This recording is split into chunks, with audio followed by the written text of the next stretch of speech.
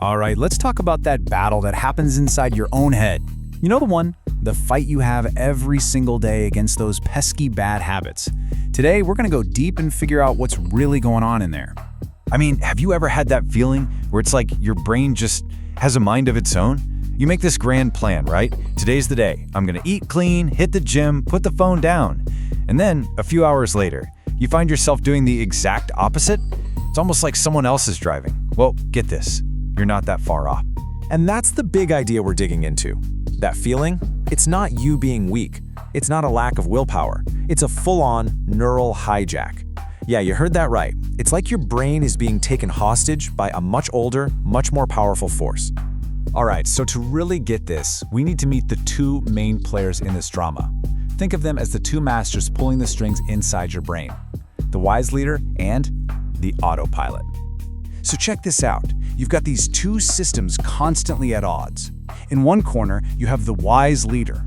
This is your prefrontal cortex, the sophisticated, logical CEO of your brain. It's great at long-term planning, but man, is it slow, and it burns through energy like crazy.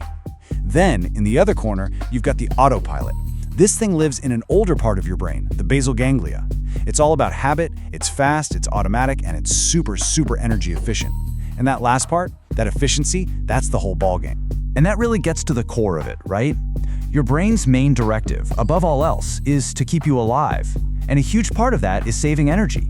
So when it sees a bad habit, it doesn't see bad, it sees a shortcut. It sees a way to get something done without spending a lot of precious metabolic fuel.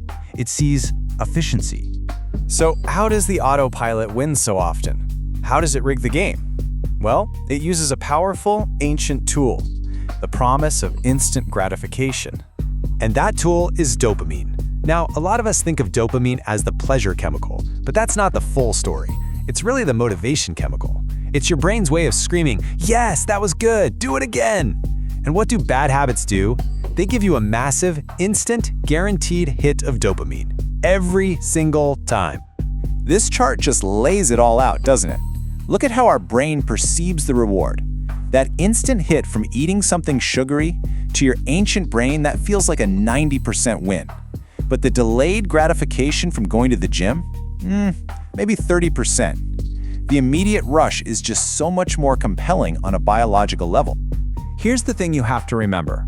The part of your brain running the autopilot was built for a world where tomorrow was never guaranteed.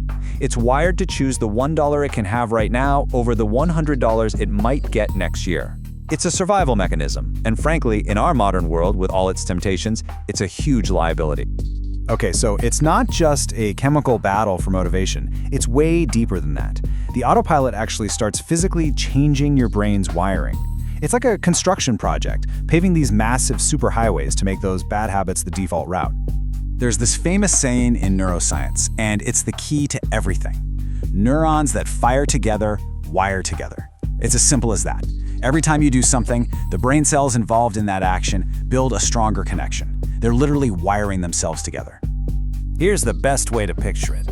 Starting a new good habit, that's like taking a machete and trying to hack a tiny dirt path through a thick, overgrown jungle. It's exhausting, slow work. But that bad habit you've done 1,000 times, that's a smooth, 8-lane, freshly paved superhighway right next to it.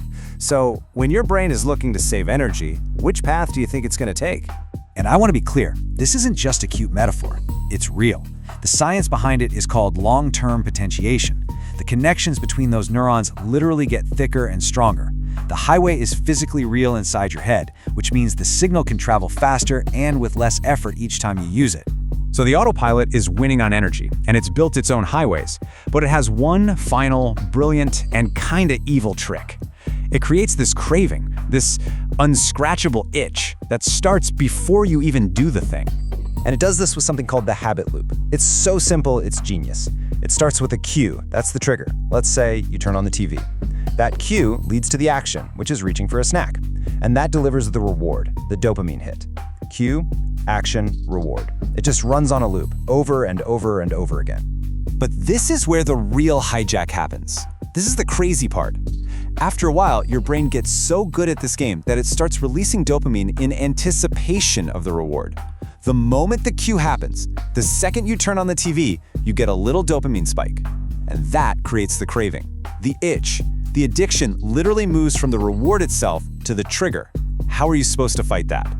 Okay, this brings us to the final piece of the puzzle, the end game. This is when the autopilot doesn't just win the argument, it takes over the entire control room. This is when the wise leader just gives up. Remember how we said your wise leader, the prefrontal cortex, is a massive energy hog? Well, think about what happens when you're tired or stressed or just completely burnt out. Your brain panics a little and goes into survival mode. It needs to save energy. So what does it do? It starts shutting down the most expensive operations. And guess what's at the top of that list? Yep, the wise leader goes offline. And this is maybe the most important thing to get. When you relapse at the end of a long day, it's not that you suddenly got weak. It's that the part of your brain that handles willpower was literally shut down to save power. It's not a tired muscle, it's a circuit breaker that just flipped. It's physically unavailable. So, with the wise leader gone dark, who's flying the plane? The autopilot. And what's its only move? To take the easiest, most efficient route it knows. It just floors it down that superhighway we talked about. That, right there, is relapse. It's not a choice, it's a default. So let's just recap. This whole neural hijack thing, it isn't a bug, it's a feature. It's your brain doing exactly what it was designed to do. Save energy, chase immediate rewards, build fast highways for things you do often, and automate the whole process. When you're stressed, it just reverts to its most basic, efficient programming. It's not trying to sabotage you, it's trying to save you, using a really old playbook. And that leaves us with a totally new way to think about this, right? This fight isn't about being good versus being bad.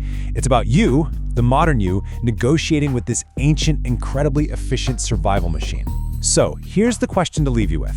Knowing all this, knowing your brain isn't your enemy, but just an efficiency expert, how does that change how you're going to tackle your next bad habit?